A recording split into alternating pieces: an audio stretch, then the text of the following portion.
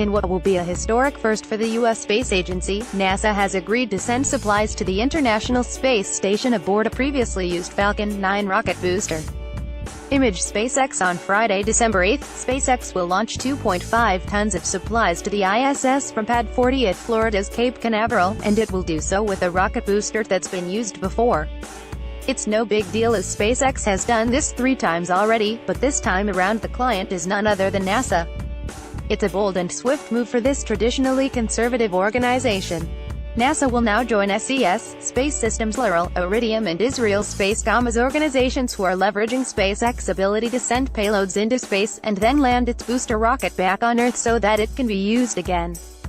The launch on December 8 will mark the 4th time that Elon Musk's company will use a previously flown booster. To date, all of these launches have gone off without a hitch. As Spaceflight Now reports, NASA approved the mission a few days ago, but the decision wasn't made lightly. NASA engineers have been studying SpaceX refurbishment and test processes very carefully, making sure the space agency's cargo will be delivered to the ISS safely. Some rocket booster components are removed and some new components are added, Gerstenmaier said in a meeting of the NASA Advisory Council's Human Spaceflight Committee earlier this week. There's a detailed list of what inspections need to be done. They did a detailed test program.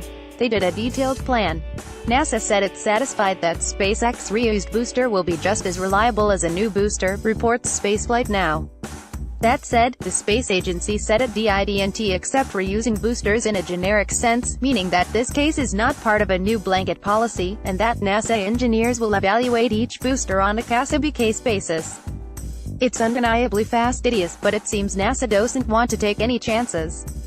If NASA was in the habit of taking chances, it'd probably have its own reusable rocket by now. Oh, and if it also had sufficient government funding. Just saying. We reached out to SpaceX for comment but had not heard back at time of writing.